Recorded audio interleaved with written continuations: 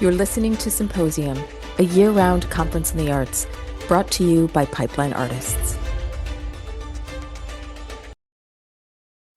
Hey, everybody. Okay, it is 7 o'clock, and guess what? It is time for our first Pipeline Symposium debate. There may or may not be blood, but we'll find out. But we have, give us some time. We'll have special effects at some point, like blood spewing out. Hashtag goals.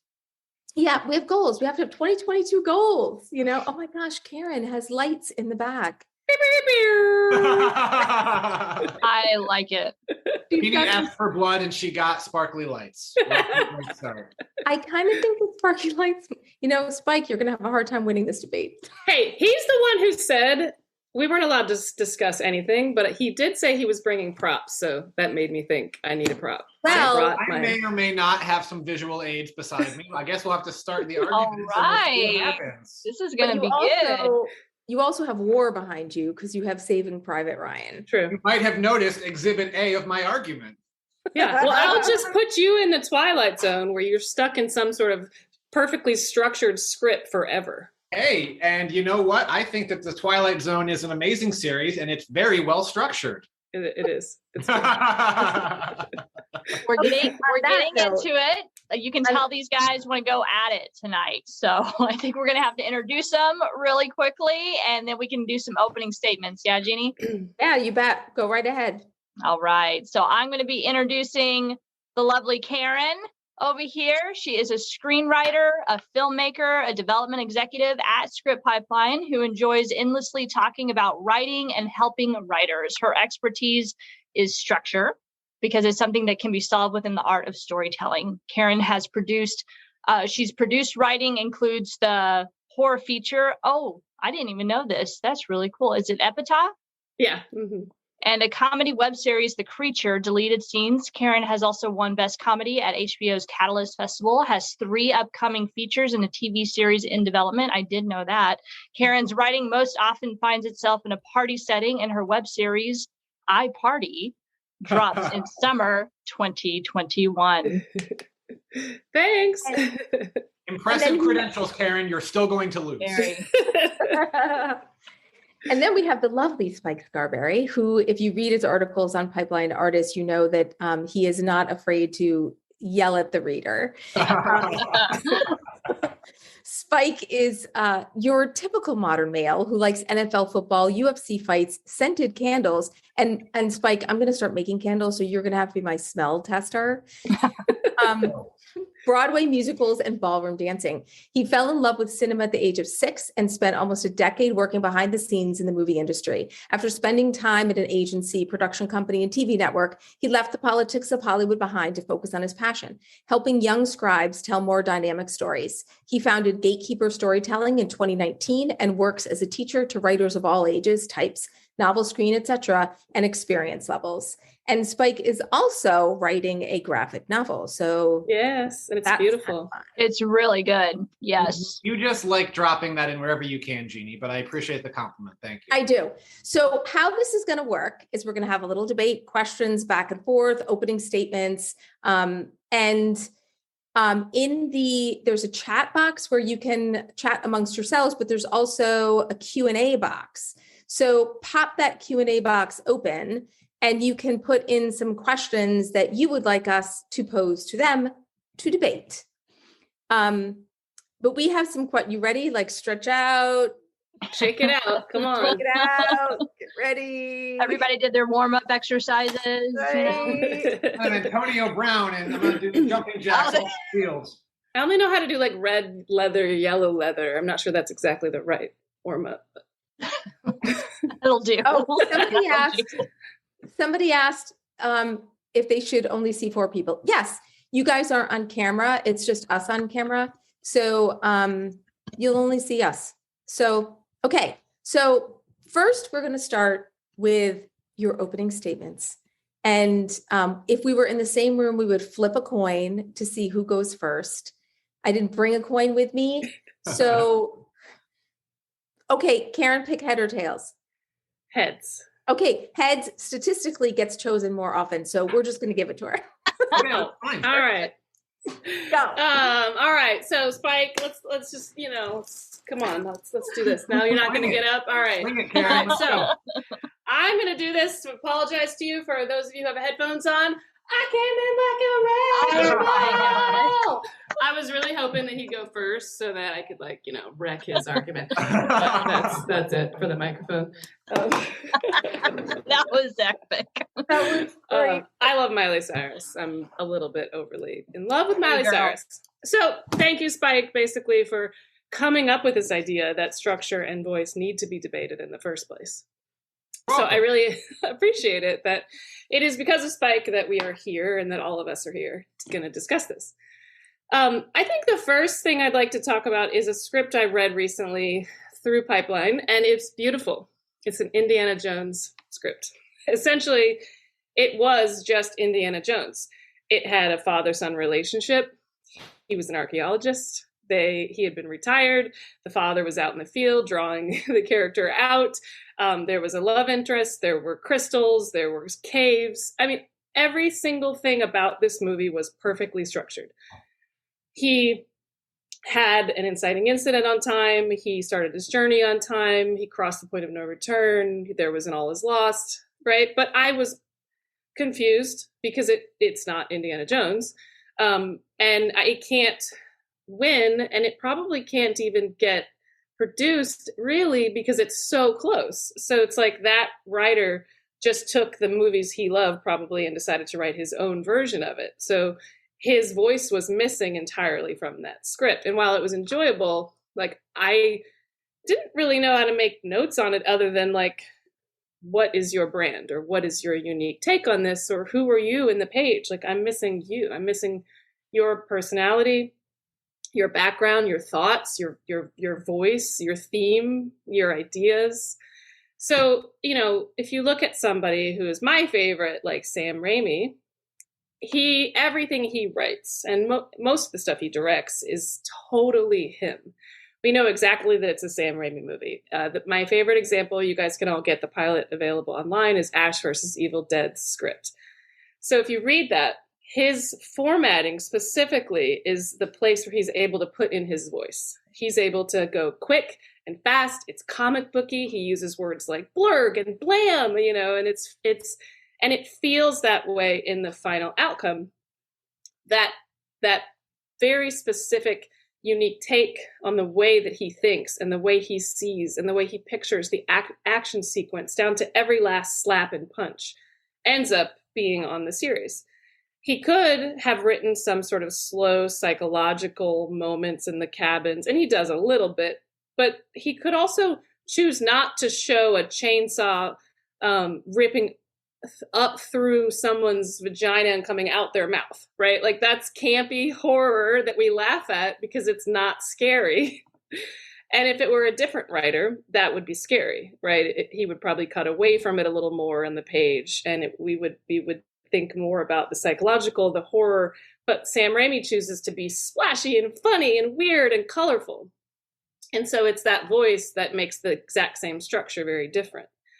And so I would just recommend you look at Sam Raimi to learn voice. But the other thing you can look at, and how I really learned why voice is important, is the show The Voice. So I know it's not screenwriting, but bear with me. If you are a contestant on The Voice and you sing your song exactly like Miley Cyrus, and it's beautiful and perfect, or Adele, let's choose somebody who has an operatic range, right? You will not get chosen, even if you can sing exactly like Adele, because they don't know who you are. They will not let you move forward, even if you're perfect pitch. So, Miley Cyrus, again, that's the last time I'll bring her up, I promise. She sings Zombie by the Cranberries, and it's my favorite song. I like it better than the original, right? If you look at Sturgill Simpson's version of In Bloom by Nirvana, it's my favorite. I will listen to that on repeat. Spotify has asked me, are you okay? Because I listen to it so much. But it's basically looking at that, Weezer made a version of Toto's Africa, and it sounds just like Toto. So I couldn't like it, even though I love Weezer and I love that song, because it sounds exactly like the original. So I think we need something that's uniquely you on the page to jumpstart your story. I think that's awesome. And you know what else it reminded me of? That at some point in my life, I went to a Hannah Montana concert. Amazing. I don't Others even do. So that was almost like a low blow bringing up voice. The show, that was a good one. Thanks. Spike, your turn. Well, Structure. I would also like to thank everyone involved with this. Thank you to Jeannie and to Ruth for hosting us. Thank you to Karen for agreeing to debate me. I will say that originally I threw out this challenge to a different member of the Pipeline staff. And this member, I will not name by name, but Matt was too afraid to debate me on this topic. And so thereby I must debate Karen on this. So Matt, if you are in the chat, you are a coward and the Bills suck. So I'll just throw that out there for a while. Now, I will also say that I will have a grand old party in the USA whenever I beat you in this debate here, Karen. Because while I completely understand a lot of your arguments here, we're not debating, are both of these elements important? They are. What we're debating is which one is more important to a story.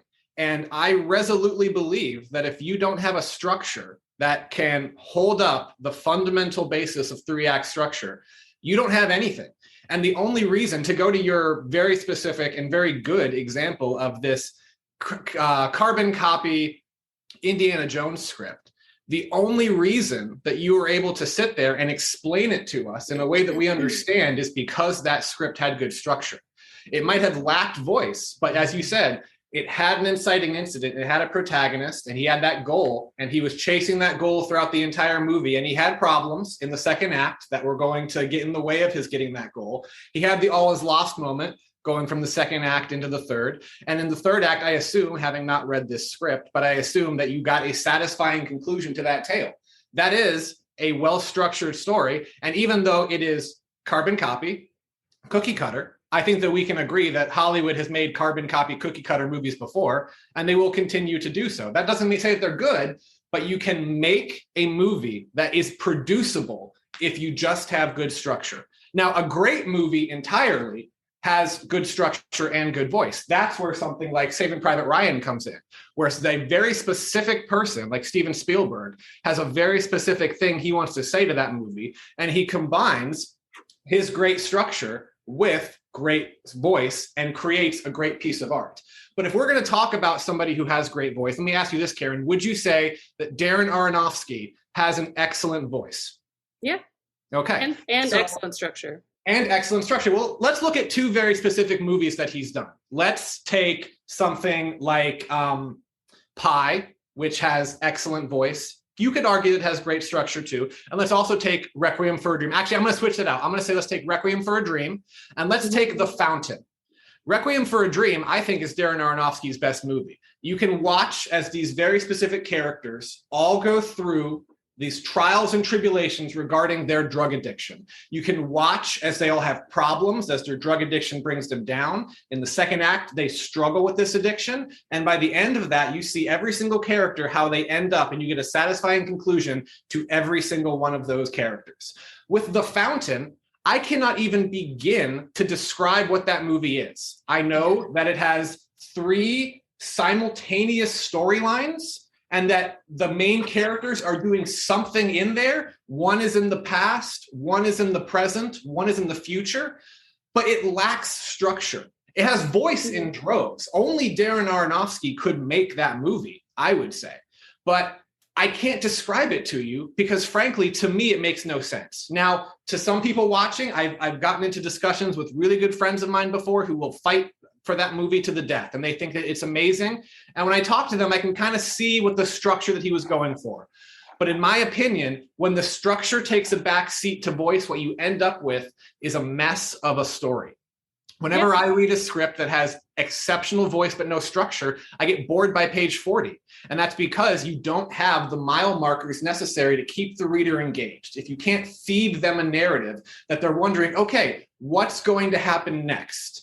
What's going to continue on here? What's going to go on? I also see people in the comments saying Black Swan is his best movie. You're probably right. I could also sub in Black Swan, so thank you for bringing that up. Point being, Black Swan has a great narrative. Great scripts have a great narrative. And if you don't have structure, I don't think you have a movie. Yeah.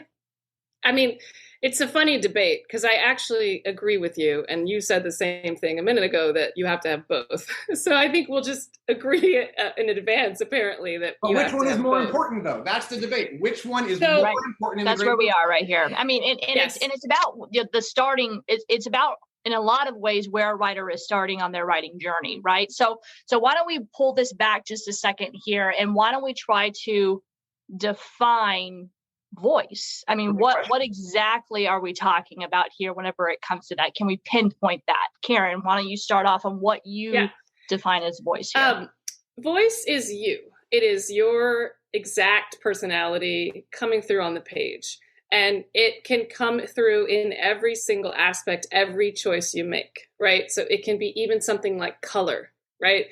Like if you watched Hawkeye recently, there's so much lavender and purple leading us up to the acceptance that Hawkeye is going to become this person that takes on a suit. That's also structure, right? Hawkeye doesn't want to wear a suit. He wants to be solo. So the voice of the lavender and the color and the all of that is directly, almost uniquely correlated with the structure. So it is, again, that it's both. But it also is your formatting, right? As we talked about with Sam Raimi, how you write it, what kind of slap you do, what kind of speed. So if you look at Hawkeye is crazy action in the beginning. It's like red and bloody and violent and like there's like lights, and it's offensive. It's like hard to watch. It's strobe light heavy. And then you compare that to the same universe with Marvel's Shang-Chi, and it is slow and dance oriented. Every single fight sequence is all about like connecting to the wind and being part of a movement that's slowing down and connecting to your roots. So the voice of just the fight sequences on the page can be part of who you are and how you think and what you're trying to say. It can also be the character, right? Obviously, what the character wants, who their dominant trait is, all of that reflects on you. It's so hard to say that voice can be separate from structure. So in a way, Spike is correct, right? It's so important that there's both. But if you have a structure without your personality on the page, I do find it very boring. And so voice is making sure that you and your weird vulnerability that is so strangely, uniquely you is on the page, and making sure that's in the colors, the character, the dominant traits of everybody, the action writing, that even the dialogue, it's all fleshed into every single specific choice of who you are. I'm going to agree with Karen and amplify that, because I think that we basically agree pretty much on what voice is, right? Voice is when you pick up a script or a book or watch a movie, whatever piece of art it is, you can read it and you can, or experience it, whatever it is, and you can say, this was done by only this person. When I pick up a Neil Gaiman novel, I know that only Neil Gaiman could write that way. You can hear Neil talking in a very specific way, with his pacing, with his wordsmithing, with the way that he tells these stories, with these ideas that only a Neil Gaiman type could come up with. So we'll agree in that sense that voice is a particular way of telling a story, but only a piece of that way shows up on the screen. If we're talking specifically about screenwriting, there is so much of voice that is lost when you're filming it. Because when you're writing something on the page in a screenplay, a lot of that comes through in the way that you do your action description. I think that you would probably agree with that. Yes, some of it comes out through dialogue. There's definitely voice there. But a lot of it, I would say a majority of it, comes through in the way that the action description is written. The audience, when the movie is produced, doesn't see that. There's only one person who sees voice, really, and that's the reader. And so to me, the reason that structure is more important than voice in that sense is because once you film that movie, that voice goes away. I would challenge anyone on this call and anybody who's in the chat right now to go and find a shooting draft of any movie that's been shot in the last 20 years. What you'll find in 95% of cases is that the writer's voice has been stripped away so that the only thing that is in that script is what is actually going to be on the screen. All they want there are the bones of the structure of the narrative, because that's what they're going to shoot. The voice in that case, for the most part, doesn't really matter, which is why I believe that structure is more important. I love you're just going to keep saying that. It's interesting because I actually disagree in terms of being able to get your voice onto the screen. I think that, yes, it does get stripped away in the shooting script, but if you say, you don't want to write like close up on an eye, you want to write like the red veins on an eye, and then they'll shoot a close-up. So if your vision is wide shots and you're going to do this like beautiful meadow, you write the waves of the meadow. That is your voice, and that will get filmed. It usually does influence the director's choices. Otherwise, I worry that like you're saying that you only have to be a writer-director to have your voice get to the screen. Like, do you think that's true? No, I don't think that's true, because I think that you can. I think that I think that your voice does come through on the finished product. I just think that most of it goes away whenever you shoot the actual film, because most of it, in my experience, comes through an action description. Now, if you want to argue that voice is the way that you take an Indiana Jones-esque idea and you make it your own, then I'll completely agree with you. I mean, yes. There's going to be things that are similar to something but different. You can look at the 355 right now. The 350 or the 335, I'm not sure what the title is exactly, but it's that new all-female spy movie coming out. Look, I think that you can very easily say that that is really just like an action-packed spy movie, and the writer's voice has made it so that all have women characters. I'm sure they're all from different backgrounds. I haven't seen the movie, I haven't read the script, but the author's voice there with these characters is going to come through on the screen. But you need to remember that the voice is not only just the characters, it's also the dialogue, it's also the action. And the action description that we read as readers doesn't show up on screen. That's why I feel like I would say a majority of voice doesn't actually show up in the finished product. The structure, though, 100% does. I think I want to stop you for 1 second, Karen. Yeah, no problem. We're talking about stripping the voice away and having it be on the screen. There's two different goals a writer has. One is getting repped, and one is getting their script sold. Right. So when you're trying to get repped, which do you think is more important? And when you're trying to sell the script, which do you think is more important? Well, I think you can really get all in your head and feel confused if you start breaking it down like that. I think you have to just write the way that you write. And that's where I advocate for voice, because that is your unique take. Like, if you start thinking about, do I want to write it this way for a rep, and do I want to write it this way for production? You want to write it the way you want to write it, the way you see it. And that's where I think I don't agree with Spike about it. I do think the action that I've written has made it into the final product. And I do think for other people too, like that happens. Like the way that you put your individual, the way you see it in your head, the way you see each movement on the page, the way you see the character move. I mean, even the way a character enters is voice. You don't want to write a character enters. You want to write they walk in and throw their keys in the fish tank, and then it might tell you something about that character. That's voice, right? It's like, and that does make it into the final product. So a couple things. I saw a comment from Tim saying that I was stressing. I was not, Mr. Westfield. I was digesting Jeannie's question because it was a very good one. Number two, I would argue that a character walking in and throwing their keys in a fish tank, I think that maybe there's like a little bit of voice there, but I would say that the most of the voice would come out through the flavorful writing of how you make him or her throwing the keys in the fish tank be entertaining. Yeah.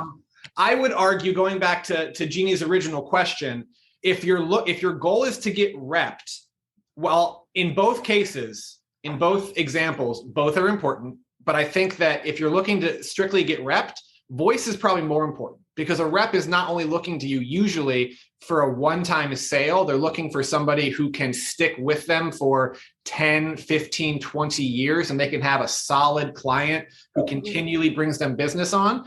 And the person who's more likely to continually bring them business is the person probably with the greater voice. If you're looking to sell something, then I think that you have to look at the more producible script, and a script like The Fountain, if it's not written and directed by Darren Aronofsky, I frankly don't think it's sold and gets made. So I would say I think structure is probably more important to selling something. That's just my opinion. Yeah, I mean, it's interesting. Like Darren Aronofsky, it's been said, that the Wrestler and Black Swan is actually the exact same structure.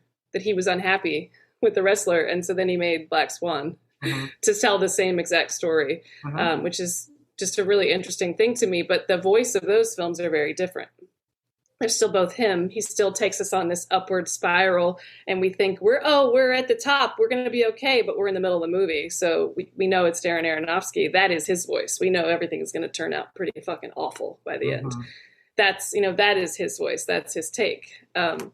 So I just wonder about voice. Like it is the thing that a rep wants. Like when you're reading a script, I can go through and be like, so, there's 15,000 scripts we're going through. Like, yes, this is an okay structure. Yeah, great. They know structure.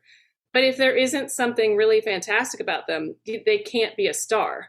And I don't know that you can get repped unless there's that star quality in you, right? You have to be a star. Hold on. I would like to rebut this, because I would say that you can look at one really excellent movie, which has perfect structure, probably is lacking in voice, and it actually turned out to be a star. May I enter Exhibit A? Avatar. Oh my God! Is one of, for the longest You time. don't think that movie has a voice? I think that it lacks. It's so voice. weird. It is, but in terms of the narrative writing of the actual movie, what is it? It's just Pocahontas in space. You want to look at all the visuals and the things that James Cameron did to direct it? Absolutely, there's voice in there. But if we're talking about screenwriting specifically, that is a seen it again 1,000 times story. It's just Pocahontas. It's all it is. And that movie grossed billions of dollars. It's a huge success story. It became a star. And I think it became a star mostly because it took a tried and true formula. It had a whole bunch of visual stuff on top of it that made it awesome. But the writing of it and the actual structure of it was pretty cookie cutter. And yet it made a whole bunch of money and it became a huge thing.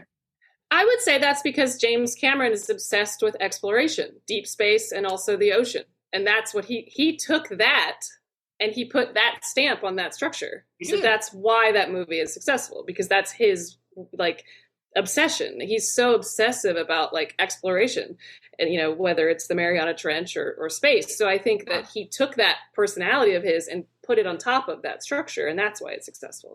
So you're saying nobody else could have made a Pocahontas in space and it would have been successful then? James Cameron in his voice was the one that it's because he's obsessed with weird deep space and strange creatures and blue, ocean blue, right? That's how that movie turned out. But we're talking about two different things here, because I feel like a lot of your arguments are coming from a director's voice, or I'm thinking more of it from a purely writing standpoint, right? Because a director has a different visual element that they can communicate to the audience with, right? They actually have the eyes that you can go for. When we're reading a screenplay, all we kind of get are the words. And so I think that, yes, anybody can write a space Pocahontas, and maybe James Cameron's the only one who can make it $1 billion blockbuster. But I also kind of feel like at the same time, that structure is what gets the movie made.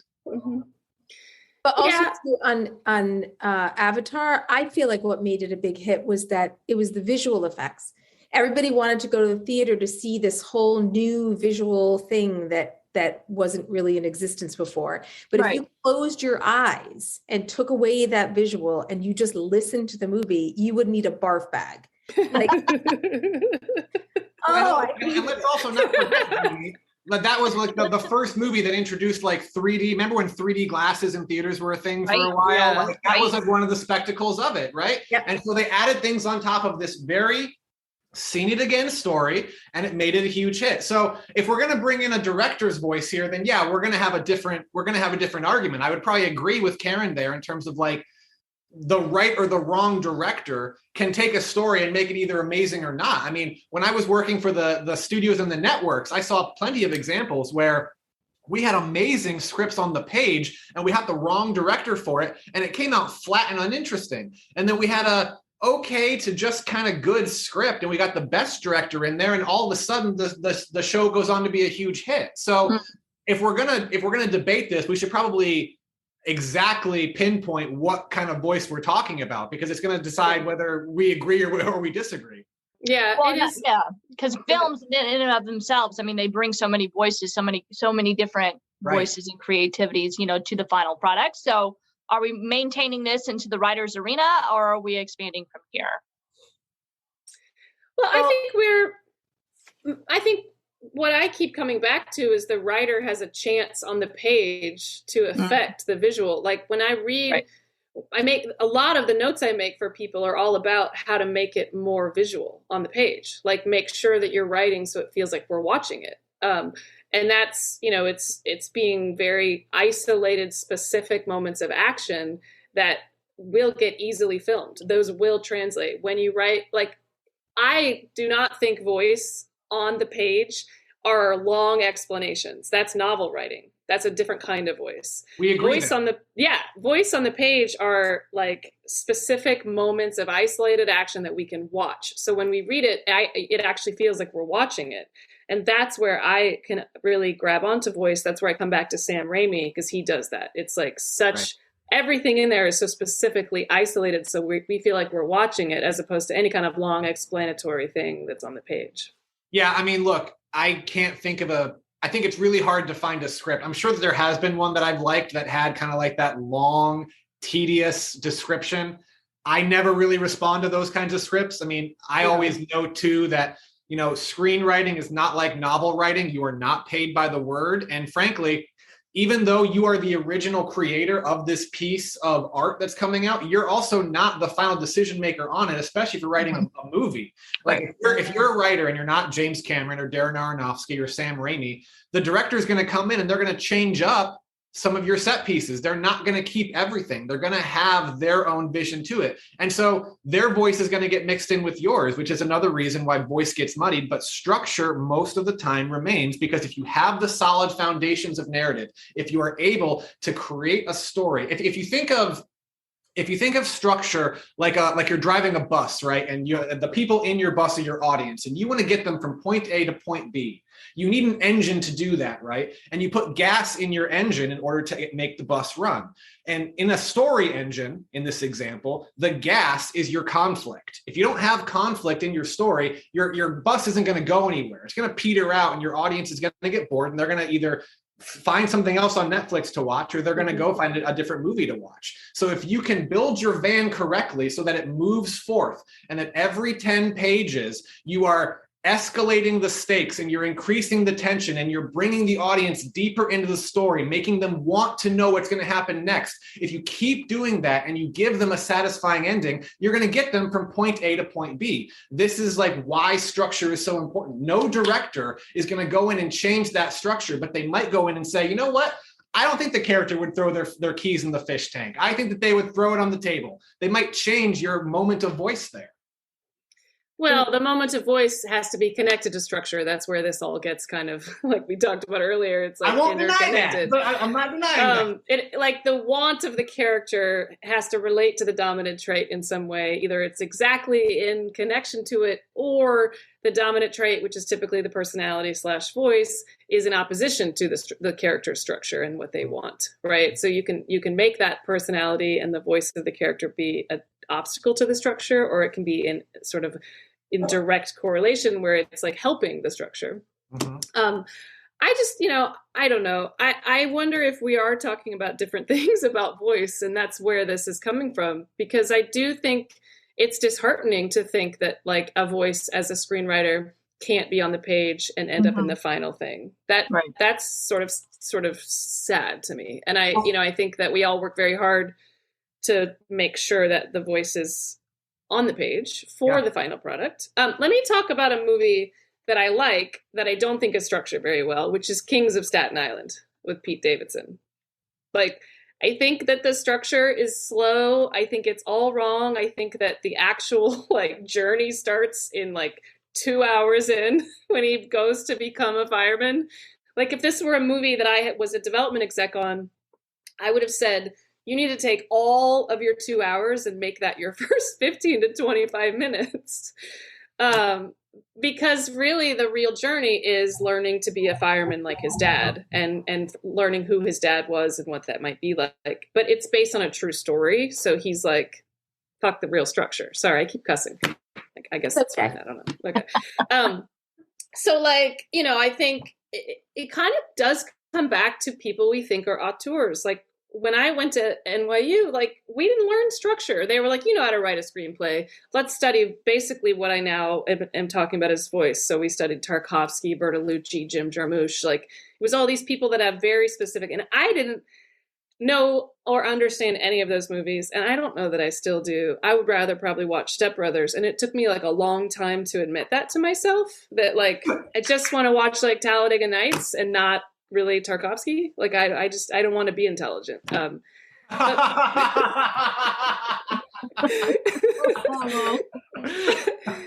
like in film school, you study the voice of people. I guess because structure is so basic. I wish somebody had sat me down and said, these are the basic rules of structure. Do this and have your voice. Yeah. Because, you know, the examples that I think that I keep coming back to are people who have fame and they have a voice. They have structure and a voice. Like, you can be a workhorse. Yeah, you can be a workhorse and just be structure. So like, you can just be a co-writer and get hired on a lot of things and get paid to be, and not have a voice. And you can have a successful career because you know structure really well.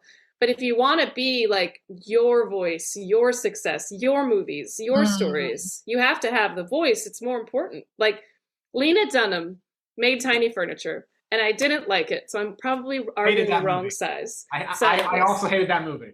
I also hated that movie. But Judd Apatow saw something in her voice and gave her the series Girls and launched her career and made her a 1%er, right? Because of her voice. That's what made her famous and infinitely probably wealthy. I don't know her financial success, but I'm assuming. I'm not going to debate that point. I think you're absolutely right on the Lena Dunham thing. I would say, though, and I'm curious in the chat, I don't think there's a right or wrong answer here. How many aspiring screenwriters would love to be that person who consistently churns out work, consistently sells screenplays?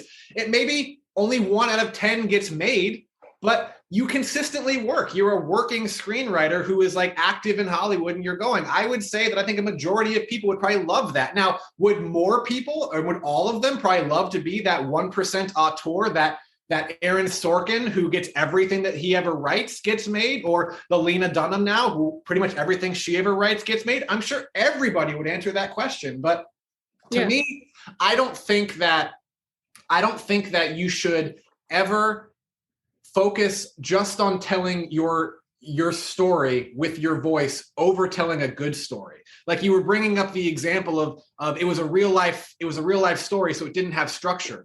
Well, then frankly, it's a bad story. How many times have you been at a party and someone's been like, oh my God, this crazy thing happened to me, and they ramble on for 10 minutes about nothing, and you're sitting there and you're going, what am I listening to? There's no problem. There's no escalating tension. There's no payoff at the end. There's no story there. You're just listening to a bland set of scenes that have been strung together and don't actually make any sense and aren't entertaining. The reason why all these people who are at the very top of their game continuously get work and continuously make their product is, yes, because they have voice. But at the end of the day, their movies are entertaining. Their products are things that people want to watch. And I would argue that if they didn't have great structure, they wouldn't be entertaining.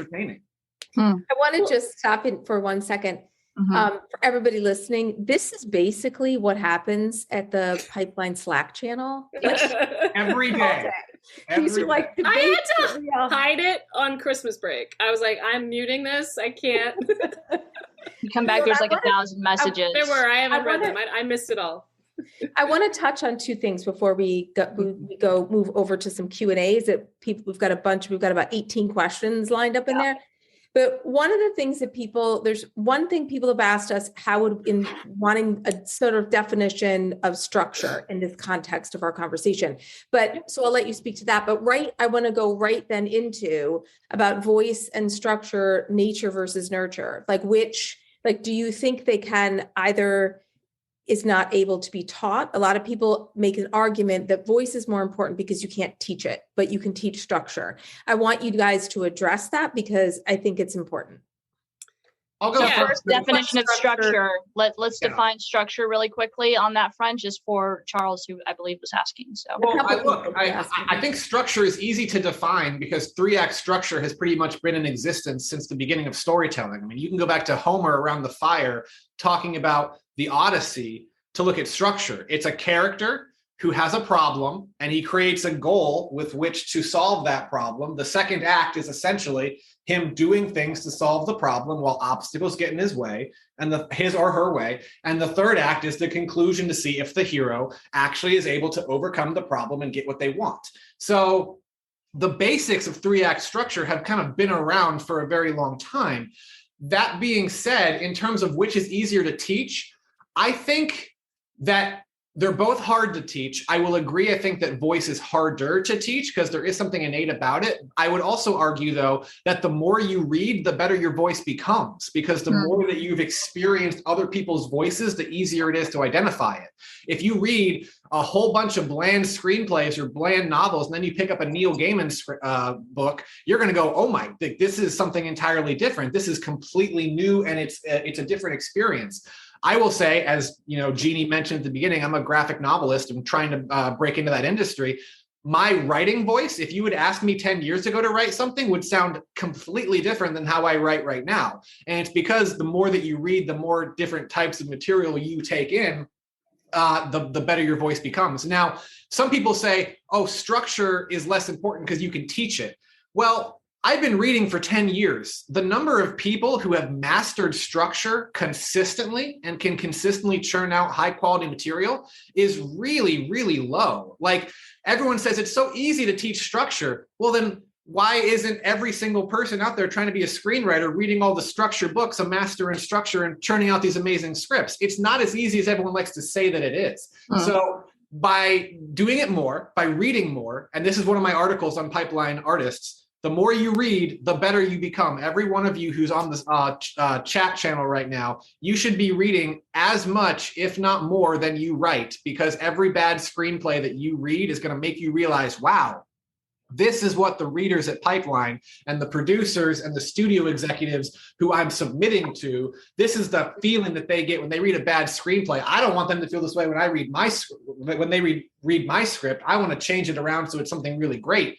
I would encourage all of you to read a whole lot, and I would encourage all of you to, the more material you take in, the better you're going to become in both aspects. Oh, somebody did ask, Spike, and Karen, you can weigh in on this too, what your favorite, just as an aside, structure books are. If you have any good. I think Save the Cat breaks it down in the easiest method. Now, is Save the Cat extremely basic? Yes. Can you add on to the structure that Save the Cat lays out? Absolutely. But if you're looking for like the most basic fundamental understanding of what good 3-act structure is, I would start with Save the Cat, or you could always just go with Story. I mean, Story is still published today because it's really, really good at breaking it down. I'm just going to talk about myself here. This is 3-act structure for a comedy TV pilot. This is how I outlined. Okay. So you've got 3 wants that take them down very specific roads that have an inciting incident or an oh shit, right? This is a screenplay. I have this from teaching earlier. I didn't just. This is a Act 1, Part 1 and 2, Act 2, Part 1, 2, 3, 4, or 5. Act 3 can have 1 or 2 parts. That's how I structure.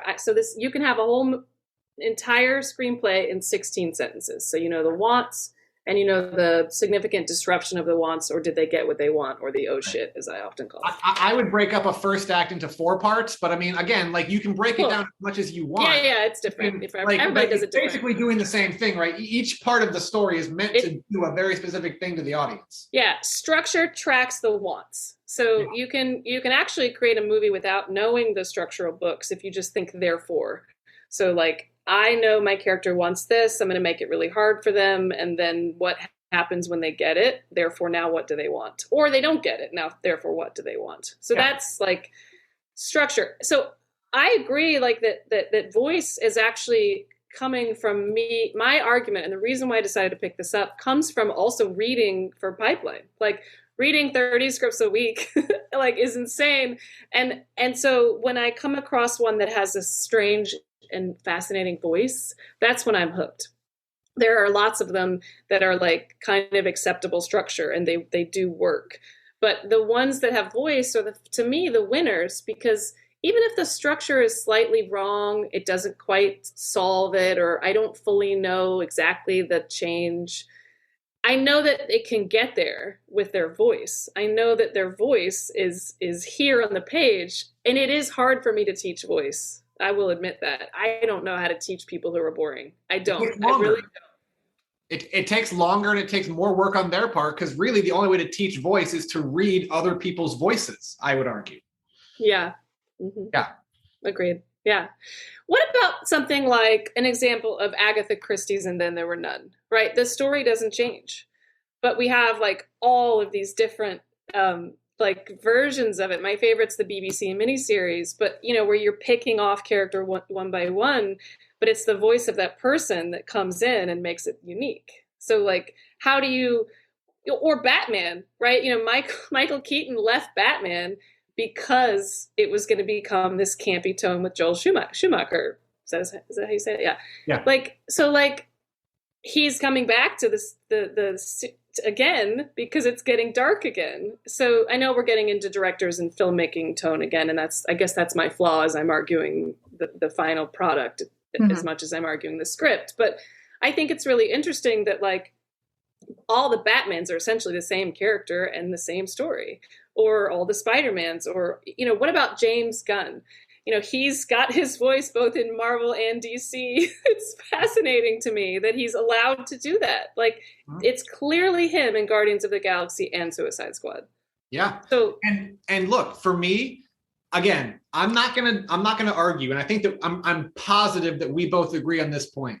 Structure and voice are both essential to having a great script, a great story of any type. That's why Agatha Christie's And Then There Were None is the best doing of that structure. Yeah. But there's a reason that structure keeps getting remade, and it's because the structure works. Now, the movies aren't always great, because you're right, the voice is lacking in a lot of the remakes and a lot of the times that people try to do it again. You can look at Psycho, right? You have Psycho, which is brilliant, one of the top 50 movies ever made. And then there was a shot-for-shot remake of Psycho, literally the exact same thing, that completely lacked the voice, and it was terrible.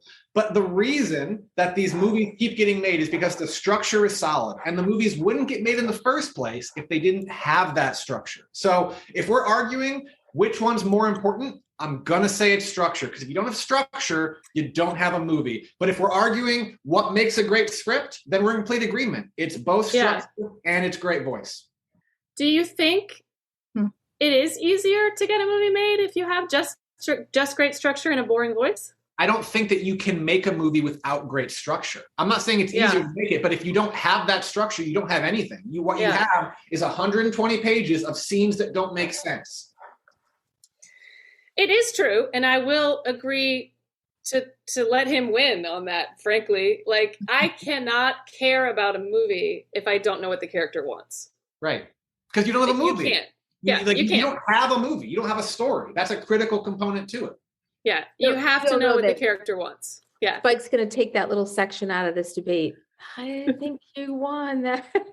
I think you won the debate. It's going to go on YouTube with just that. Party in the USA. So throw my hands up playing my song, The Butterflies Fly Away. This is recorded, right? Oh, crap. It is. Forever. It is. No! That is forever, Spike. Thank you for that. I appreciate it. You're welcome, Ruth. You're welcome.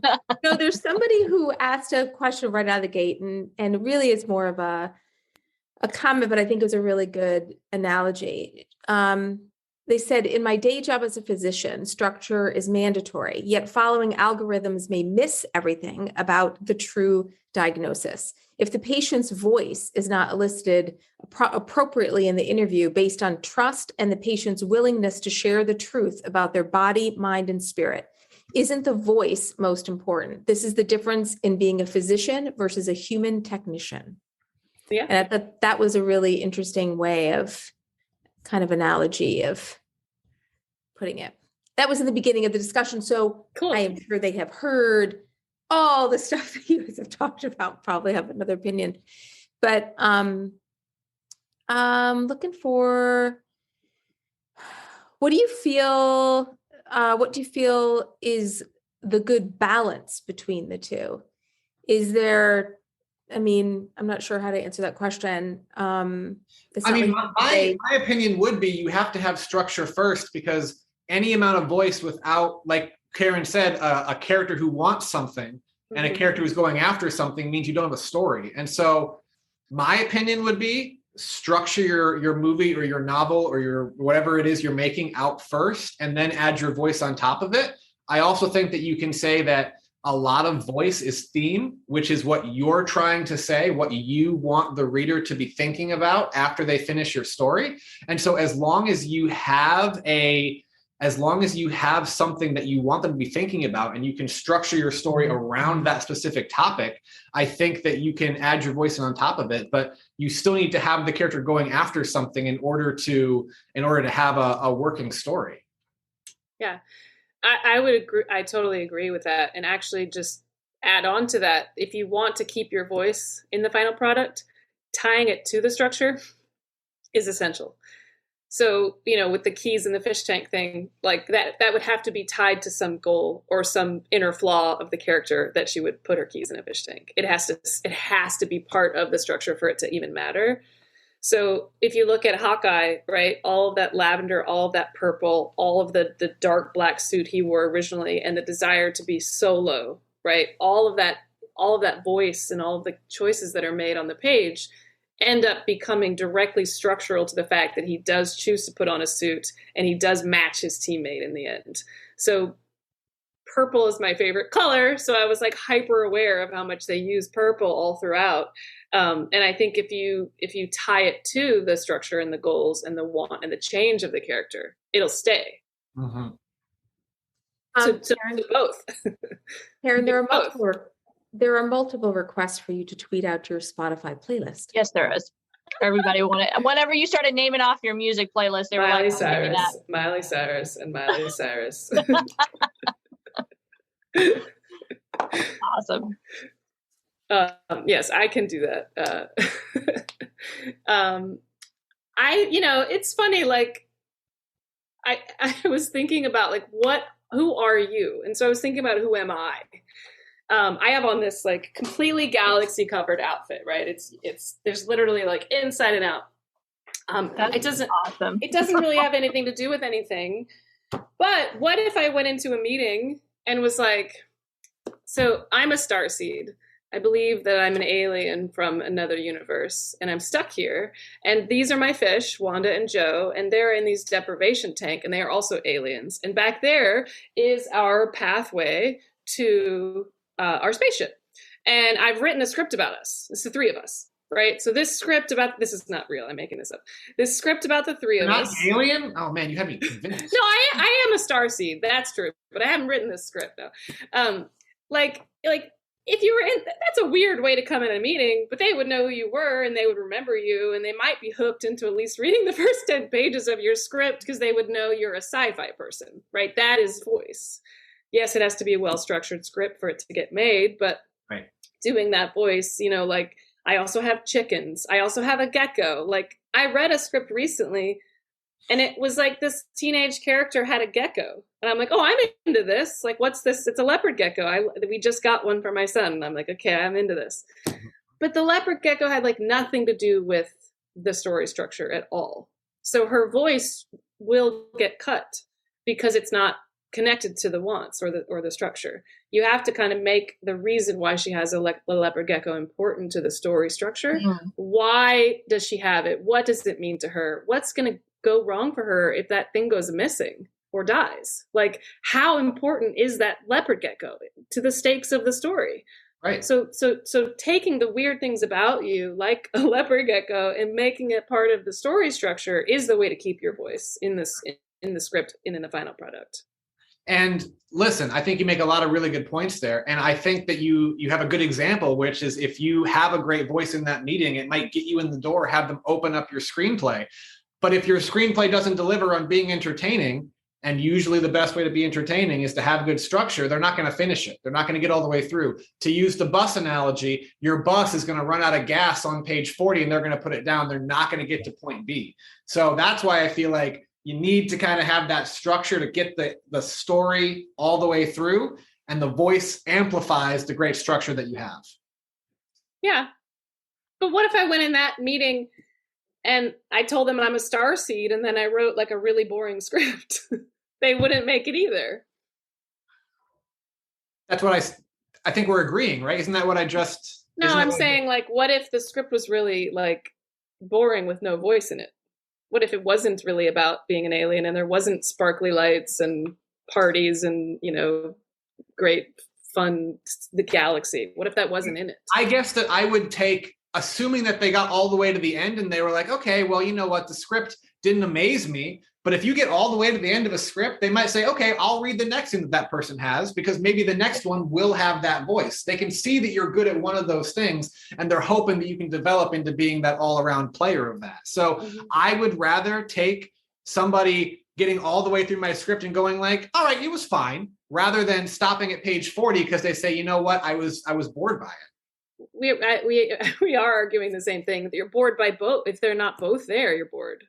We agree on 98% of this topic. It's just the very final point that we diverge a very little bit. So maybe we can call a truce to the debate portion, and we can come together and hug and we're both right. But I'm a little bit more right because you admitted it like 10 minutes ago. And I'm fine with that because I'm the youngest sibling, so I'm always wrong. So go ahead, you can have it. Well, and I want to get to some of the questions that these guys have, because some of them let's do some rapid fire. Necessarily. Somebody says you have great voice and perfect structure, and everyone loves you. Oh, for both of us, I'll take that to both of us. I will say, Karen, I very much enjoyed debating you. You brought up some really good points. Yeah, you did too. And I'm gonna go watch The Fountain because I remember liking that movie a lot, and I haven't seen it in so long. I felt like I could not argue that point. So. I'm gonna watch it, and we'll have part 2. All right, I'm down for part 2. Bring Matt this time. See if you can actually get him to debate me. Okay, so some of the questions. Do you think the industry is blocking many original voices from coming through because of a too narrow idea of what a script should be? Why search for visions of moving pictures and not allow for images to convey a mood or tell an action scene? Or why not lengthen the allowed page count and search for talented world builders as much as for students of character and plot? So I'll tell you right now, why not expand the allowed page count? It's because humankind only has a very limited attention span. And I can, like, as somebody who reads, Karen, if you actually read 30 scripts a week, kudos to you, because I can barely do half of that. I 100% have read 30 scripts a week for 2 years. That is incredible. Almost 2 years. Incredible volume. I cannot believe that. So Bree will vouch that I have 20 I get a batch of 20 from Pipeline, and then I have another job too. I've got like 17 in my pipeline right now, but that's. But I can tell from page 1. I can tell from the first paragraph whether or not this is going to have good structure and good voice. Usually, I mean, really, you can tell. What are some of the tips, like right out of page 1, that some of our listeners can maybe grab a few tips that they can go look at their page 1 and see? Well, hold on. Before we answer that question, let me go back to the why can't we expand the allowed page count? Because the human brain only has a certain amount of attention span. And as someone who reads a lot, Karen reads more than I do, but as someone who reads a lot, a 95-page script feels like 95 pages. A 105-page script feels like 110 pages. A 118-page script feels like 140 pages. Like, the longer you go, the more laborious the read feels. The first thing I do, and Karen, please, if you feel the same way, back me up on this. Whenever I open a script, the first thing I check is how long it is. Every single time, it's the first thing that I look at. Me too. So every single time. if you're asking why we can't go past that, it's because like throughout Hollywood history, we've kind of zeroed in on 2 hours for is around the time. Now, Marvel movies will expand that because you're not going to actually write a 20-minute long action scene in your script. Right. But even now, attention spans are getting shorter, right? Because streaming now has got people to where it's like you have to entertain them not every 10 minutes, every minute. You have to keep them involved because otherwise they're going to turn it off and go to something else. So there's a human muscle memory. Yeah. In the read specifically for all of your execs that you're trying to bring on board, including your A-list talent. Everybody has a muscle memory of when, and this is actually advocating for structure, but like when that first turn is, when the inciting incident happens, and when they cross the point of no return, we are all waiting for it at exactly the same time. And when you watch a film, like, the new Mary Poppins, my son was like 3, and he's like, "Where's Mary Poppins?" Because she doesn't come until minute 18. And they can do that because they have their built-in audience, but like your actual market is like, where's Mary Poppins? Well, but it's like somebody, like I think 5 or 6 years ago, sent out the script to Casablanca to all the top agencies. One of the best movies, like one of the best classic movies of all time. It got rejected everywhere, and it's because the pacing of films nowadays has adapted to the modern attention span. You can't wait 15 minutes to bring Rick on screen. You just can't do it anymore. So, to the person who's asking, why can't we extend page count? It's simply a human brain problem. Now, if you want to go into like, what are some of the tricks to like grab somebody on page 1? I really don't think we need to see all your characters like waking up in the morning. Like, oh my God. I swear I see the scene where it's like the clock is at 6:59 and it turns to 7. Hand comes down and slams on, and they get up and they go to the shower and they make breakfast. Like, we can assume that happens. It is the number one opener in scripts is characters waking up all the time. In horror scripts, you got the girl in like a midriff ripped shirt with blood all over her running through the forest barefoot. I'm sorry. I would like to one single time, see a high school athletic dude with no shirt on running through the woods away from some masked pursuer. I would love to watch Riverdale. I have never ever seen it, and I'm so tired of starting scripts with the high school chick running away and then getting dragged into the woods and getting murdered. I'm so tired of seeing it. Yeah. It's usually when your page length is long, it's usually actually grammar. It's usually basic writing. It's oftentimes passive tense writing. Yep. She is walking and they are talking. Yep. We are going to. It's actually the best way to get your page count down is to run something through Grammarly. It doesn't have anything to do with usually your story or even your voice. It's usually because you're writing an excess that is not something that we didn't learn that we should have in terms of writing, basic writing class. And I run my scripts through Grammarly because it'll tell you, hey, this is active, this is passive tense. You should probably change that. And then I shorten it. And I will even say, as someone who I started out when I went to LA, like very much on the development executive side, and I have shifted into dabbling in writing. To me, screenwriting is all a battle for space, because you might say, oh, I've got 120 pages. That's so much. When you actually start going about it, it's not very much. And like with the spacing and the way that scripts go, and like the bottom of the page where like it might be 1 line or 3, like if you get rid of 1 line, you might get 3 back by pushing a whole scene heading to the top.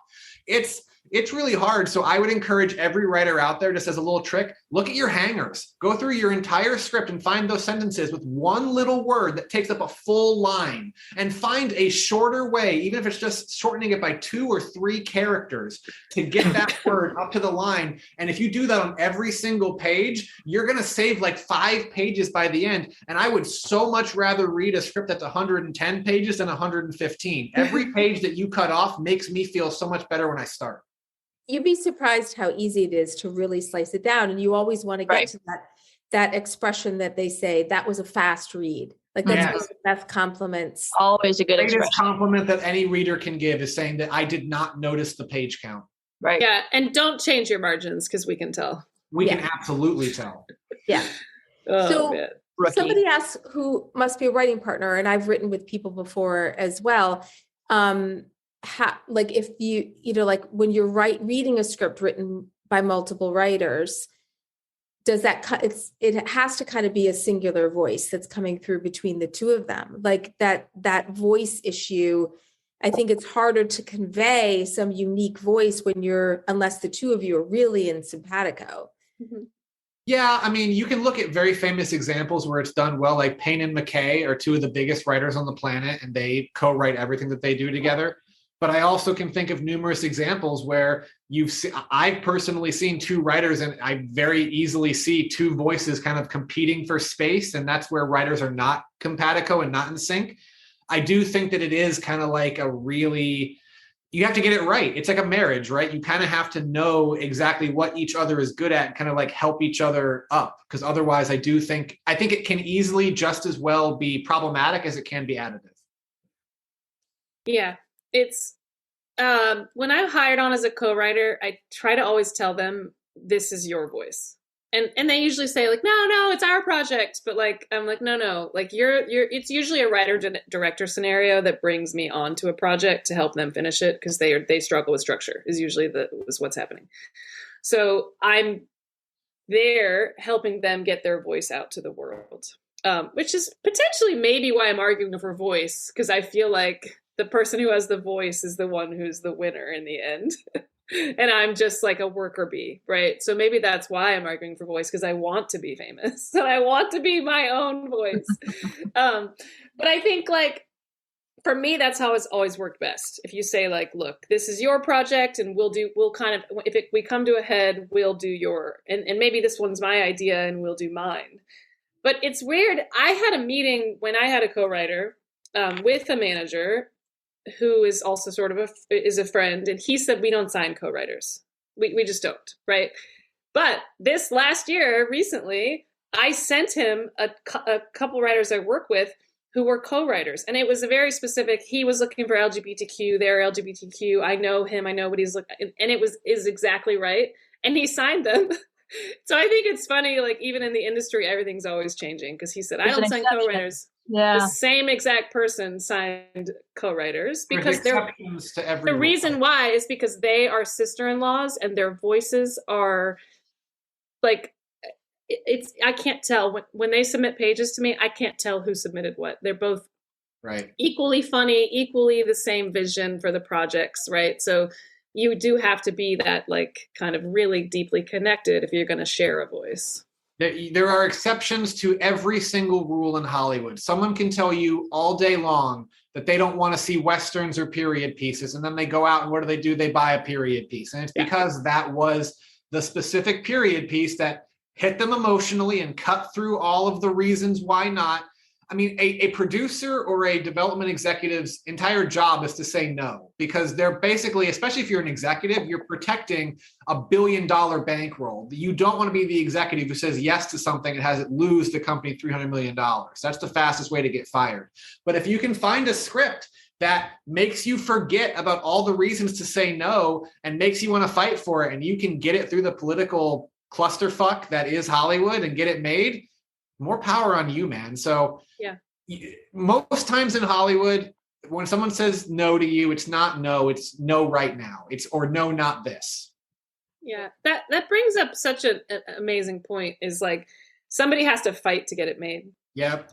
This is not, I think a lot of writers are like, oh, if I get my script to the right manager, right agent, or even the right producer, it'll just get made. It'll just magically, like, someone will take it and make it. Like, very rarely, right? Usually it's like you have to be so out there championing yourself, really hustling and trying, and it often comes down to like somebody has something that they must say. They really need to tell the world this one thing, and those are the people that succeed because they have one burning story that they're going to fight for. I'm not quite like that. I have like 15 stories, 10 stories, 5 things I'm writing now. Like, and I think I get a little jealous of the people who are like, this is what I went through and I'm going to use this to launch my career. I'm going to do this one thing forever. I just tend to be like, oh, I wrote that thing. Now I'm going to write something else. And so it's interesting to me because I do think the people who are out there fighting all the time are the ones who get their stuff made instead of just sitting in their underwear writing, which is what I prefer to do. Yeah. Just put PJs on and drink tea and write. Somebody will make my movies one day, right? Or you can turn your script into a graphic novel. I mean, well, there is a reason why I am turning my script into a novel. Yes. Yes. And I have to say, I think it's funny that, Spike is advocating for structure, which he always talks about a lot in our Slack channel. But I have had the pleasure of reading some of his graphic novel, and he has a great writing voice. So he does. He does. You're gonna make me blush, Jeannie. Okay. Think. Which type of film would you rather watch? Type 1, fantastic structure with so-so voice, or type 2, fantastic voice with so-so structure? I would say A, because I feel like a so-so structured film is probably going to bore me at some point. And even if they're both going to bore me at some point. Yeah. I'd still say A, but it's a middling A. You need to have both. I mean, for me, it's B, because I come back to King of Staten Island. It does drag, and there is a part of it which you feel a little bit bored, but it is also such a beautiful voice that's so strange. Like this guy who tattooed a kid. He's like, sure, I'll give you a tattoo. How old are you? 8? It's just that voice in a script is just grabbed me. That personality that I wanted to root for him because. Sometimes I think a lack of structure comes from a character who doesn't know what they want, which can be really hard to pull off, like Girls and also Kings of Staten Island. Apathetic characters are the worst because what are they doing? We're watching, we want to see active characters. We want to see a character who does something. We face enough indecision in our own lives. We want to see a character who grabs life by the horns and pushes forth with their own mission. People who have a purpose in life are sexy, right? You want to see them succeed. And so I'm sure that there's some example of an apathetic character that's really, really worked out in the past, but it's the distinct minority. Every time that I see an apathetic character, especially an apathetic protagonist in a script, I note it every single time. Yeah, it's usually hard to get that movie made. That's why I think, I kind of struggled with what movies are out there that have a really great voice, but are boring or bad structure. Because I do think it is harder to get a movie made with just voice, but I think it's better to have a truly successful career if you have a unique voice. And so it's like writing this dance between the two.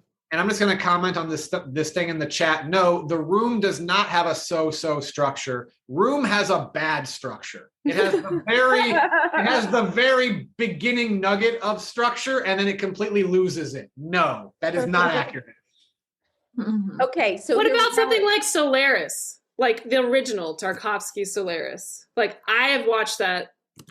That's a good example. That's a good example of great voice and so-so structure. Yeah. And it's good, even though it's what is this? So someone asks, why is Chinatown considered a blueprint for a great screenplay? It's mentioned in most books about screenwriting. So thoughts on Chinatown? I think it's because the twist is so well hidden that literally nobody sees it coming. And I think that the second act is kind of perfect where it keeps drawing you in with this false narrative. And then when it finally reveals itself, it's completely shocking and you can't believe it, but it makes so much sense because it was there the entire time if you could have just had all the puzzle pieces from the beginning. And I still think that ending is one of the most iconic in all of cinematic history because the protagonist fails. He fails in his goal. And yet somehow it's completely satisfying that the story concluded that way. I love Chinatown. I think it's great. If you read 100 scripts, this is a math question. No, just kidding. It's like an SAT we're doing here. Yeah. What percentage do you think are interesting versus great versus toss after page 1, 2, or 3? Is there a percentage of and we're not just talking about, pipeline scripts. We're talking about just scripts that you read, even including people who your friends who are giving you screenplays? Like, is there like, you always hear there's like only 2% of screenplays get recommends and, whatever, like on average, where does it usually fall for you? I'd say 1 out of 10. I like, probably. That's pretty high. That's pretty high for it's me. pretty high. There are there will be some times where love. She said like. Oh, like. Yeah, like. Love is like 1 out of 100. If that, maybe 1 out of 1,000. Yeah. Yeah. Finish your thought, Karen, and then I'll go.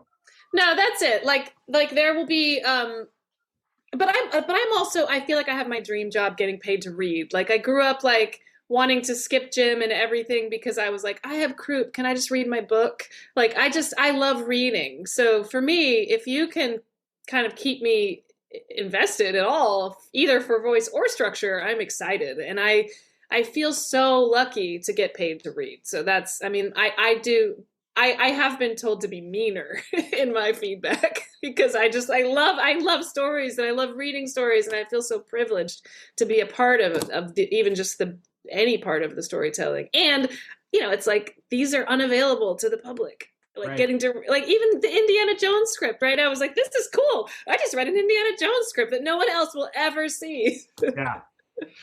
First of all, no, Monica, I did not figure out the twist of Chinatown before it happened. So kudos to you for figuring it out.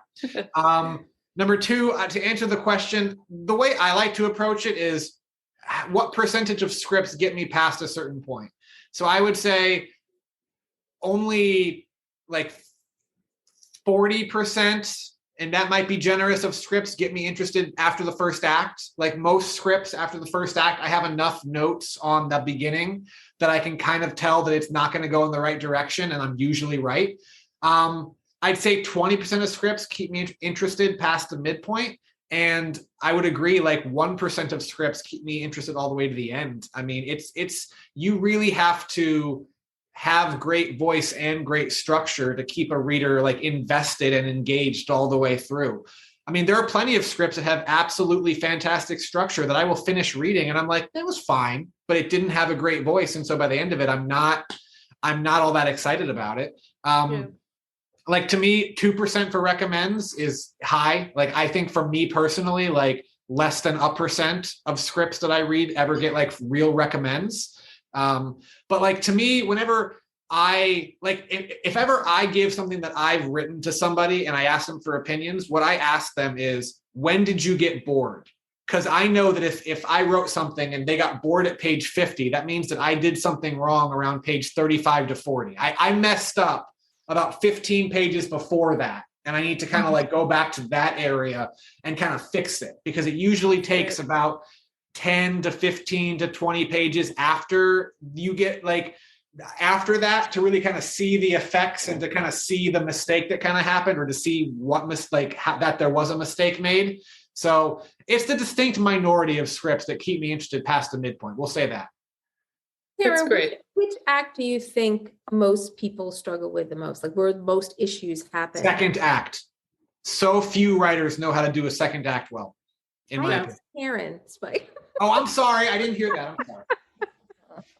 I think it's true with the second act too. I think it gets really, people just do one movement. They don't understand that it needs to be broken up into different roads, so they just are like, if they even know that there's supposed to be a singular mission. That to me is so interesting. Like how I could go through film school and not come out realizing that, like my own, like, I'm like, what? Like, I remember somebody said that to me once and was like, well, what's the singular mission of your movie? And I'm like, oh, is that supposed to be a thing? That's, I think we are fundamentally failing screenwriters by not even teaching them that. So the act 2 is the mission, right? It is the journey. It is the mission. Right. And there is an overarching superstructure. So if they have a mission, that's awesome. Because a lot of like, literally that's a lot of the problem with scripts is like, I don't know, half of them don't have a singular mission. Half of scripts. Yeah. And so then if they do have a singular mission, they're not breaking it down into these digestible goals. Like Spike said, like around 35, there's probably something that needs to be established that's a want or goal. I'm putting words in your mouth, but like by 45 or 50, there's a completion of that creates then therefore a next movement. Yes. And people don't know that in Act 2. They fail on that. So they just create this like person just going, or it's just like go, like a horror movie that's just like all right. And it never conflict. stops. It doesn't actually have completions of anything. Right. Yeah. The way I always like to describe this, you put words in my mouth perfectly. The way that I like to describe this is through Finding Nemo, right? Because it's really the perfect example of how you do this right. In the first act, the protagonist, Marlin, has a problem. He loses Nemo. Nemo gets taken by the dentist. What is the second act? It is Marlin finding Nemo. It's on his mission to go and find Nemo. And on the second act, he encounters obstacles he has to get around. He has the sharks who want to be his friend and then want to eat him. They get sent down into the very bottom of the depths, and they find that fish with the light that tries to eat them too. They get sucked into the whale, and they have to like use the whale to transport there. When they find the dentist, they have to get Nemo out. And then what's the third act? Marlin finds Nemo. It's the completion of the story. But like, you're right. The second act is the movie. It is the goal. It's the doing of the thing. And so many people, don't know how to make that interesting over 60 to 70 pages, mostly because they don't know sequence method and they don't know how to have like, all right, sharks, and then the sharks never come back. And then killer, darkness fish, that never comes back. And then whale, that never comes back. Like they don't know how to build to that end game. Mm-hmm. I'm gonna use that now. Like, find Nemo. Right. The second act is Finding Nemo. That's what it is, though. And whoever said the Pixar method is right, Matt. Oh, I hate to say Matt's right, but Matt is right. The Pixar template is super useful and it's super simple, and that's exactly what it is. Like the reason that most Pixar movies are amazing is because they follow the exact same template and it's 3-act structure to a T. So yeah. I would encourage everyone out here, like How to Train Your Dragon 1 is probably one of my top 5 favorite movies ever. It's incredibly simple and they follow a very simple formula and they knock it out of the park. I would always, 100% of the time, rather read a simple story done expertly well than an overly complex story that's just done okay. Every single time. And like what you said, Karen, have the singular mission. Don't have 5 goals if you can knock 1 goal out of the park. Yeah. Good point. I think do you want to do a couple of rapids in here, Jeannie, or do you want to do whatever you want to do? Toss them out there. Although we do want to, I just want to mention this one thing because it's more of a comment. Isn't Black Swan just showgirls with a budget? Sorry, my dog just went nuts. Okay, rapid fire. Go ahead, Ruth. Oh, where'd she go? Okay. Her dog said. Okay. In your opinion, can artificial intelligence write a script that has a distinctive voice? No. No. In my opinion, no. I would love I don't know. I mean, you can do autocorrect on your phone. My 4-year-old's, like, when he couldn't read, he and his friend would write these hilarious stories back and forth. And it would be like, I am a million pieces of the same gender. Like, it was amazing. So maybe, because I read every single one of those because they were really cool. And it in a weird way, it ended up having story to it. So I guess that's kind of like AI, like where it's like they're just pushing buttons based on my words and her mom's words. I haven't seen it yet, but if an AI can prove me wrong in the future, I'm willing to have my mind changed. I doubt it. The AI actor who got an agent is really annoying to me. Like that. Like, was that an Instagram influencer or something? Mm-hmm. Yeah. Yeah. Mm-hmm. I mean, monkeys have written stories. I think stories are just beginning, middle, and end. So if an AI can come up with a beginning, middle, and end. Oh, dang, you asked the AI a question. I want to have voice. That's the question. No, doesn't have the question. Doesn't have voice. And I don't know if it can. It has to be somebody's voice. I don't think it's going to be the R2D2? AI's voice, but it's like who programmed the AI? You know, what algorithms went into the learning of the AI? Like, apparently Alexa told a 10-year-old to put a penny in a light socket last week. Like, who brilliant. programmed that? Right? Yeah.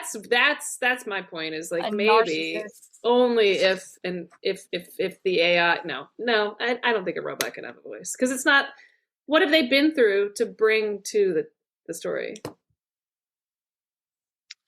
want to throw some out there, Ruth? Let's see. What is the best topic that is closest to the word story? Is it voice or structure? I would say structure. Structure. The complete holistic story. You don't have a story unless you have structure. I don't think you do. Beginning, middle, and end. Yeah. Karen, do you concur on that one? Yeah, probably. Feel that? I think that might be the only thing we needed to say in the whole debate, actually. That was it. Whoever that is, There thanks it for asking is. that. Thanks. And Matt would We've like to already know if that determined means that I Mike won. wins. Karen admitted so. Ooh, here's a good one. Would you say someone like Zack Snyder has too much voiceover structure because his films don't appear to be able to be made unless they're around for over 3 hours long? Oh. I mean, I really like his versions, so I'm pretty glad that he fought for his voice. Mm. I mean, I think 300 is a great example of a Zack Snyder movie that has great structure and great voice. I haven't watched a lot of his superhero stuff. So does he have more voice than structure? Maybe. I'm also just not sure how much say he has in the writing process. He probably has some. I just don't know if he has most or all. I loved the Army of the Dead, but I didn't like the second one really because of the structure. It fell apart. The voice is still in there. So in the second, I forget what the second one was called, but it was a prequel. But the structure was sort of, I don't know, it fell apart for me. Anyway, I loved, that's an interesting thing. Like, it comes back to the director comment. Like, are you better off being a director if you want your voice to be the most important thing? Yeah. I mean, it's something to consider, writers out there. If you want to be writer directors, it's definitely something to think about. Let's see. In the rom-com formula, the audience must meet the two main characters separately before the meeting moment. Sparks fly between them. Blah, blah, blah. Do you feel a rom-com has to follow this structural formula to be successful? Where you have to meet them separately and then bring them together? Or you have to follow the predictable, I guess, rom-com structure that we're used to at this point. Like the meet cute. No, because you have Trainwreck, which doesn't follow the predictable structure, or Holiday, which I love. That's admitting I love, like, normally I'm all about Zack Snyder, Army of the Dead, but like, no, I loved Holiday. It's fantastic. It's about these two people that don't want to be together. And they decide to, like, just date on holidays. So you have to turn that want into a want to make it work structurally. So Trainwreck has to turn the lack of wanting to be together into a want, where, like, I want to be single. You can't say I don't want to be in a relationship and the structure still works, but they're following a different model in terms of, like, I want to be single, and those movies work. And I think that you can have, I think there are almost like different types of rom-coms, because, like, I can think of romances that are also comedic that don't work with that structure at all. You can look at 500 Days of Summer. You can look at that Zach Braff movie, the one, I'm forgetting the title of it, but I mean, there are definitely ways you can go about it. You can go for the low-hanging fruit of, like, the old bad Kate Hudson, Matthew McConaughey movies from back in the day. Right. I think that's a very specific type of rom-com that appeals to a very specific audience. But I also think that for a lot of audiences, that specific structure has been worn out because it was done so many times. Thank you, Garden State. Thank you, Sarah. So I would say no. I think that structure has gotten worn out, so it's hard to bring it back. But again, going back to write a script that avoids all the ways to say no, if you can make a script with that structure that completely blows people's minds, I'm sure that they would buy it.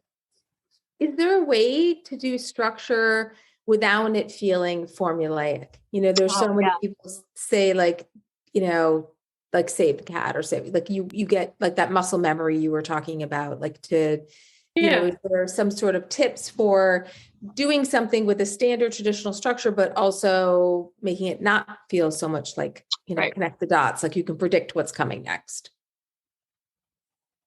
Well, go ahead, Spike. No, go ahead, Karen. I mean, like, no one wants this question.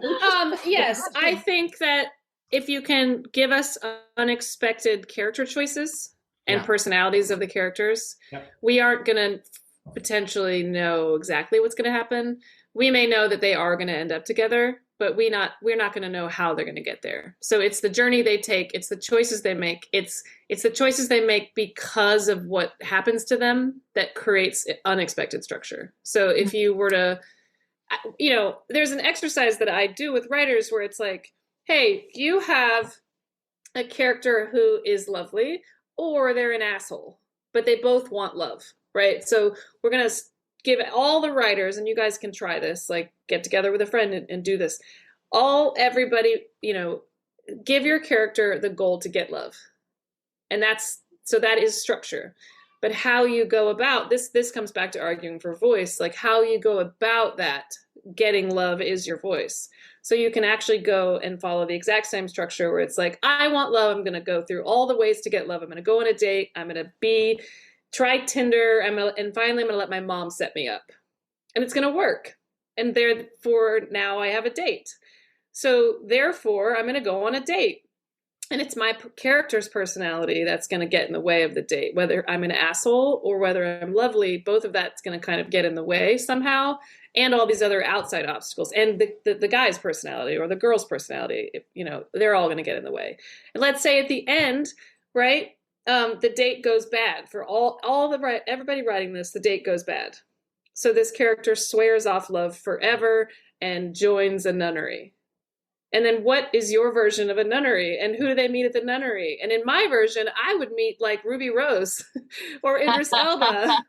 And I would brush hands with them. And all of a sudden, this is a Hallmark movie. And, you know, we can't kiss because it's a Hallmark movie until the very end. But basically, that same exact structure where it's like, I want love. I'm going to go date, Tinder, and then go on, my mom's going to set me up. I'm going to go on a date.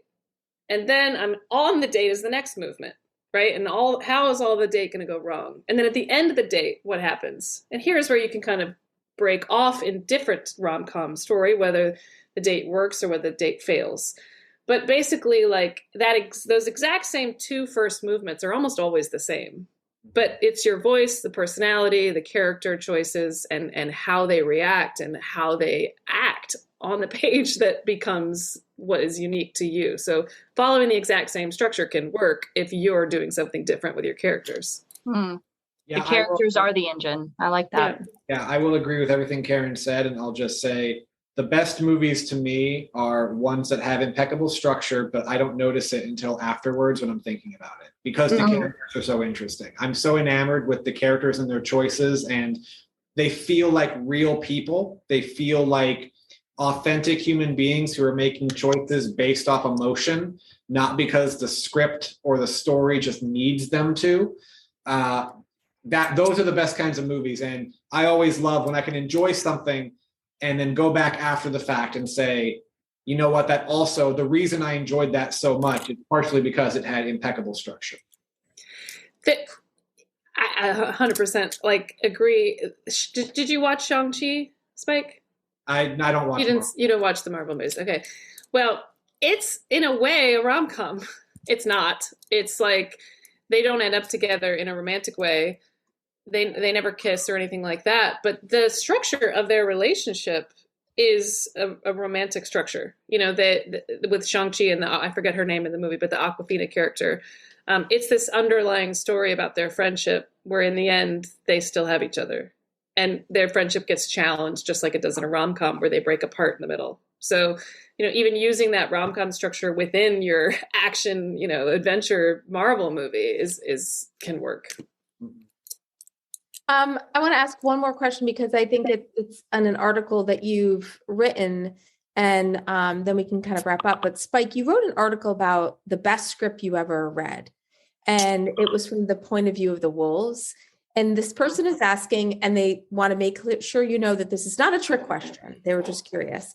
But was it your favorite because of the structure of it, or because of the voice? It was my favorite because of the voice, and it also had impeccable structure. So does that mean I win?